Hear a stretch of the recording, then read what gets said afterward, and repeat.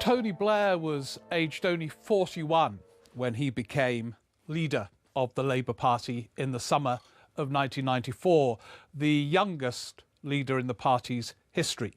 He hadn't been a cabinet minister or minister of any sort. He had never seen a prime minister working close hand, as a fellow cabinet minister, say, around a table. But he had become the world's expert on Labour in the 1980s. And in a way, I think that expertise was his guiding philosophy throughout his period as Prime Minister and leader of the Labour Party.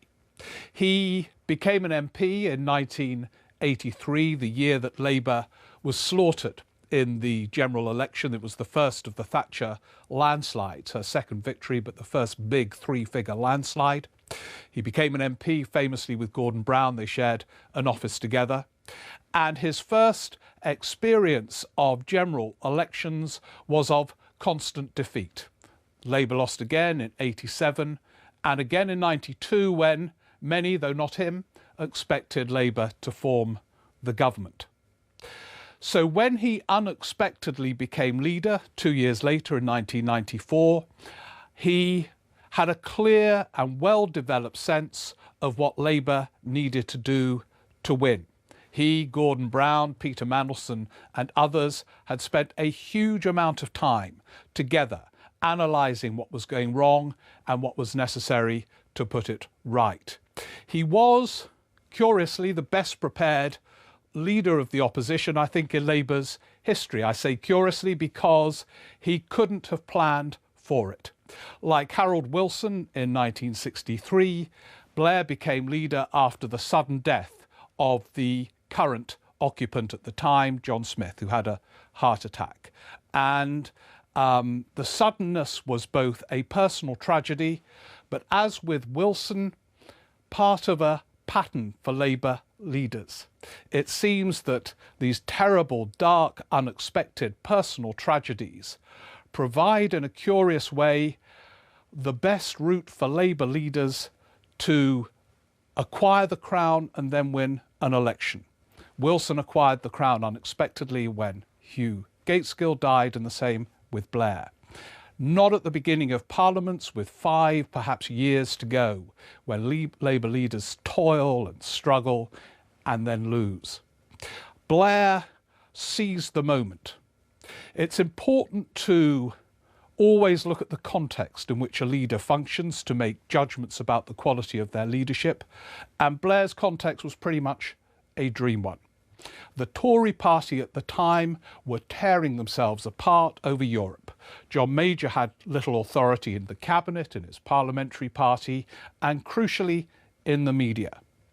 And when Tony Blair arrived on the scene as Labour's leader, there was excitement in the media, even the Conservative supporting media. There was a sense of electricity around.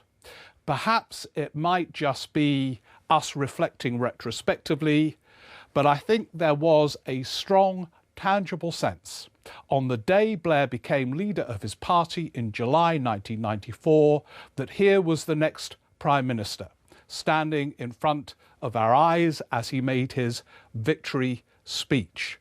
That wasn't Blair's view, incidentally. He was always, as he put it, fighting a war on complacency.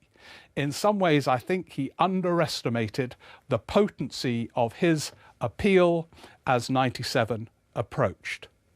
What he did during that period is two things which I think are firm lessons of leadership. One is, because of all those defeats, he had a strong sense of what a party, any party, needs to say and do in order to win an election. He, at times, and he was high profile most of the time, you could never keep your eyes off him on a TV screen. But every now and again, he would take a few days off on his own to analyse every single proposition that Labour was making, to make sure, as he put it, that it was bomb-proof in the context of a general election. And he would ask of himself the questions he knew the media would ask of him in a campaign, and if he had any problems answering them, he would change the policy. So, for example, during one of these weekends where he went off to bomb-proof policies, he noticed an inconsistency. He noted that Labour was saying there should be a referendum on whether or not we should join the Eurozone on constitutional grounds. It was a profound constitutional change. He then noticed that Labour wasn't offering a referendum on Scottish devolution. And so he came back and, to the annoyance of the Scottish Labour Party, announced a referendum on devolution. There was one in Scotland and one in Wales. Everything was bomb-proofed. And sure enough, a media, albeit a sympathetic media, never really caught him out. The second thing is this, and it's a form of genius. Political leadership is an art form, and artistry is not an added bonus. It's a precondition to success on other fronts. In reality, looking back, the Labour leadership was indecisive and unsure, and indeed divided on several key issues in the build-up to that 97 election. The single currency. They weren't sure whether they wanted to be in it or outside it. They weren't for a time sure whether to even offer a referendum on it. Electoral reform, a huge issue at the time because Blair was forming this close relationship with the Lib Dems' Paddy Ashdown. Blair wasn't sure whether he was going to introduce it or not. But he gave the impression of complete confidence, sense of direction and momentum. He managed to mock Major for the divisions in his government over the single currency without revealing the fact that his side was just as bewildered and divided. And it was a sign of how unsure he was on several issues that in that 97 election he offered tons of referendums. There was a referendum proposed on electoral reform, the euro, mayors, all kinds of things. Didn't hold many of them, but he offered a lot. No one noticed. They just noticed dynamism, excitement, a sense of purpose. Even when he described his proposals as being on the radical centre, a phrase that was both reassuring and inspiring, no one noted any contradictions. They just noticed a sense of change and excitement. In a way, that became part of Blair's problem when he became Prime Minister. He won a landslide of huge proportions, a bigger majority than either of Margaret Thatcher's two landslides. And because they had been out of power for 18 years, there was a sense of huge excitement. You could almost feel it in the country. There were street parties. The newspapers couldn't contain their excitement, even those who had previously endorsed the Conservatives. And yet Blair had been elected on one of the most cautious and incremental manifestos of recent times. There was not, although he claimed there was going to be a whole new dawn, a new day has dawned, has it not, he said in the early hours at the Royal Festival Hall, but he was a cautious, expedient politician, nervous at all times of alienating the Middle England voters and the newspapers that they read. So almost built in, perhaps like with Obama in the United States, was the disillusionment to come, because voters saw in him what they chose to see. There is a sort of irony about this in that when you look back at that first term, yes, there was huge caution, sticking to the Conservatives' spending plans, not holding any of those referendums, all kinds of caution. But you look back and they introduced the minimum wage. They introduced the Scottish Parliament and the Welsh Assembly. There were huge amounts of things, small things, free entry to museums, lots of change that people felt and were tangible. but there was caution built in too. And Blair's priority was defined very openly in his opening statement outside number 10 Downing Street when he moved in to be Prime Minister in May 1997. He said something which is worth repeating. He said, curiously, "We were elected as New Labour, we will govern as New Labour." What's so revealing about that is that most of these opening statements, albeit in banal or bland ways, is about the country. Blair's was partly about the country, but it was rooted in his view of the Labour Party. He wanted to make clear from the beginning this was not a return to traditional Labour, whatever you want to call it. He used to call it, of course, old Labour. This was going to be different, but he defined the difference in terms of his own party. And from the beginning, this, I think, was his governing philosophy, not to be old Labour. To some extent, he was defined by the policies he had already inherited. When he became leader, the Labour Party had been out of power for so long, it had accumulated tons and tons of policies, some of which he was committed to. He used to call some of those low-hanging fruit. He became more excited in the second term when he felt a little freer. And that's when he began to pursue his public service reform agenda, changes to the NHS, changes to education, which stretched in some respects the boundaries of support within his party. So much so, of course, that it was in these areas that David Cameron declared that he was heir to Blair. He also did something very dramatic and sudden, but of huge significance. He announced on the sofa of a BBC studio one Sunday, when the NHS was in one of its crises, that the government would increase spending on hospitals and doctors and all the rest of it up to EU average levels. A pledge for a massive spending increase, which shows a degree of flexibility in Tony Blair, because he began convinced that the priority for Labour was to show that it could be utterly prudent in public spending. If anything, his priority was to cut taxes. Indeed, one of the reasons why Gordon Brown, his Chancellor, got so furious with him, apart from the feud over the leadership, which I'll come to in a minute, was Brown used to return to his advisors, his friends, Ed Balls and Ed Miliband, and say, "You never guess what he now wants from me. He wants me to increase public spending and cut taxes. He doesn't understand economics." And there's an element of truth in that. One of the things that explains Blair's ambiguity towards Brown is this. Part of him, after the first few years anyway, wanted to get rid of him, would have done anything to get rid of him. Brown was, by the beginning of the second term, knocking on his door every day, demanding that Blair goes. But there was a bit of Blair who knew that Brown was the economic policy maker, not Blair.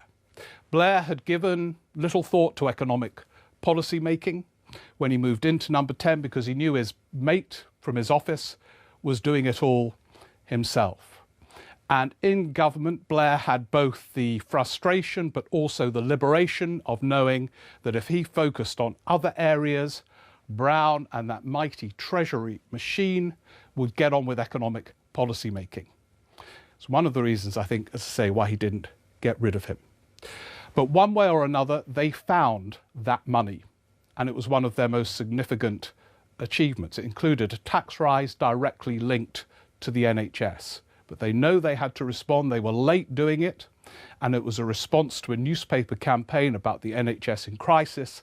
They found the money. But Blair, at the beginning of his second term, was moving towards his tormented doom. Right at the beginning, he had a very interesting conversation with a cabinet minister he had sacked, Chris Smith, who had been culture secretary for his first term. He didn't reappoint him at the second term, but Blair was very clever about being convivial to people he had sacked, and he invited Chris Smith round for a cup of tea. And he said to Chris Smith, I have 3 objectives for the second term. Joining the euro, well, we know what happened to that. Public service reform, he had ideas about that, which I don't think he would have had in quite the same way if he had ever been a departmental minister. But the third was the crucial one. He said, to Smith's amazement, my third objective is to show that a Labour Prime Minister can work closely with a Republican president. President Bush had been elected in the United States, succeeding Blair's good friend Bill Clinton.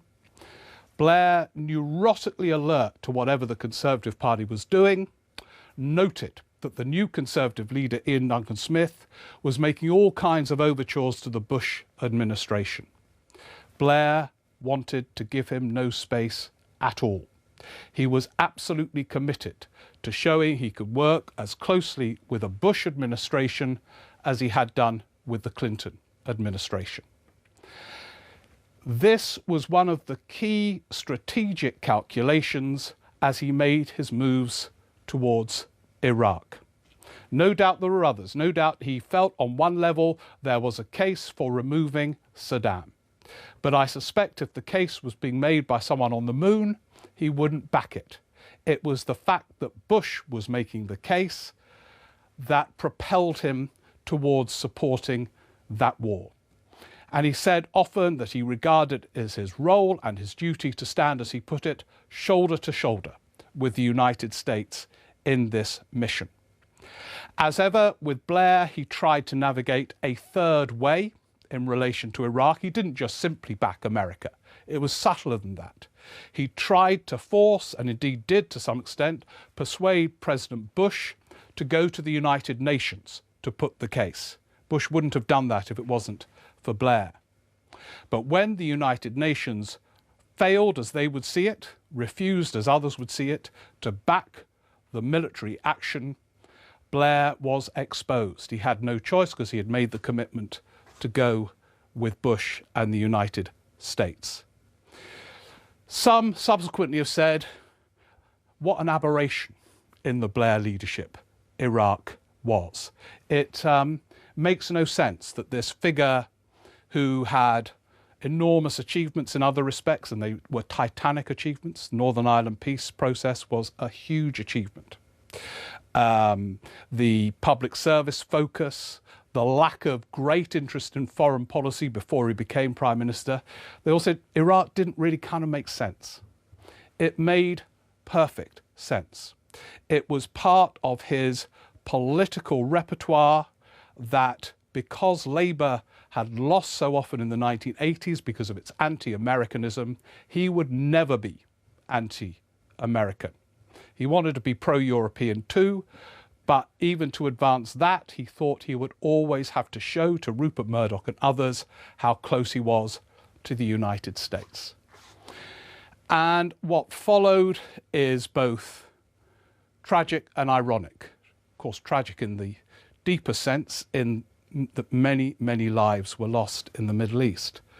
But in a political sense, the tragedy was an ironic one, rather kind of Shakespearean. Blair, more than anything else, wanted to show that he could be trusted. If you remember, unfairly, Major was booted out of power, partly because of sleaze and a sense that the Tories couldn't be trusted. And there was Blair not only casually mistrusted by the electorate, but being accused of lying to go to war, lying over the existence of these weapons of mass destruction. This debate will go on forever. In my view, that was the wrong judgment to make about Blair. There were many other questions that could have been raised. His lack of expertise about Iraq and the Middle East more generally, his inability or reluctance to probe the intelligence. Remember, he had never dealt with intelligence before he became Prime Minister. All these things would have been, I think, fruitful and valid areas of investigation. The allegation that he lied to take a country to war is so extreme, to me it doesn't stand up, but it doesn't really matter. The perception was out there and continues to torment Blair to this very day and always will. And as I say, he came into power so determined to show a Labour Prime Minister could be trusted with rule, and yet he ended by not being trusted over whether or not a country goes to war. The end was, again, multi-layered and complex. After the war, it might have been logical for Blair to have less confidence in his own leadership. It was a traumatic experience for him, inevitably, and it ended with all these questions about trust and a destabilised Middle East. Far from it, Blair got more confident as he moved towards the end of his time in power. It's important to say he won another election after Iraq in 2005, a dark campaign where he was accused of lying and all the rest of it, but he won it relatively easily. But he got a lot more confident, and he got more determined, with a few lapses of self-confidence in this particular sense with his relationship with Gordon Brown, when he thought maybe I need to pull out of this altogether. But on the whole, he became more determined to stay on, more confident in his view that Labour could only win with his particular version of New Labour, not Brown's, which was a more stealthily social democratic version. And at times he hinted to Brown that he would go, then stayed on. Brown continued to press for him to go. He became more resilient and more determined to stay on. And there were, in this relatively dark period, which included an absurd police investigation into cash for honours and all kinds of dark twists and turns, there were some ups. Securing the Olympics, Blair played a major part in that. There were further positive developments in Northern Ireland. Some, though not all, of the public service reforms seem to be delivering positive results.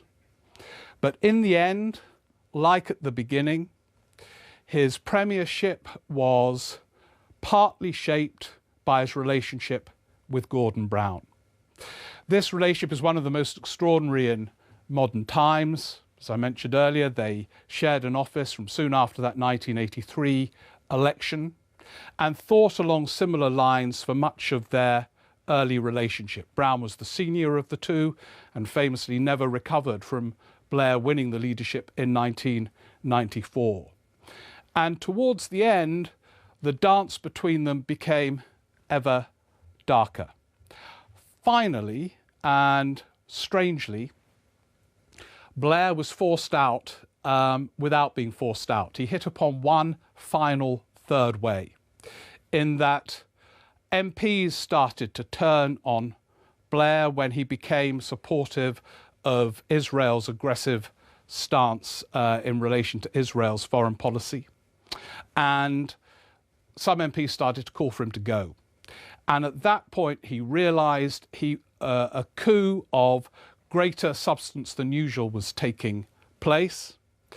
And he issued a statement after a fraught, animated, angry conversation with his old friend Brown that he would leave, but only after another year or so in power. So he had one final year. But in a way, and here is another lesson of leadership, his authority had already started to drain away, because even before his 2005 election win, he had announced he was only planning to serve a full term but not another general election after that 2005 victory. He had pre-announced his departure even before he announced that he would be going in about a year's time. And from that moment, you could feel power oozing away from him. Cabinet ministers who had been Blairite became Brownite, and when he announced an initiative, the media and indeed probably the wider electorate recognised it to be time limited. He made a mistake. It was all to do with the fact that he was going in for a minor heart operation and had bought a house in London, fueling speculation his time was coming to an end, of even indicating when it might come to an end. Cameron did the same thing, saying he wouldn't serve a full term, and he was gone within a year for other reasons, but I suspect his authority began to drain from that moment on. A lot of what happened to Blair, both good and bad, I think, is explained by this lack of ministerial experience. What if he had been, before 1997, a junior Foreign Office minister, not even Foreign Secretary? He would have seen intelligence. He would have had a feel for the reliability of intelligence. He would have seen at times Britain's so-called special relationship waver on good grounds. What if he had been an education secretary or a health secretary?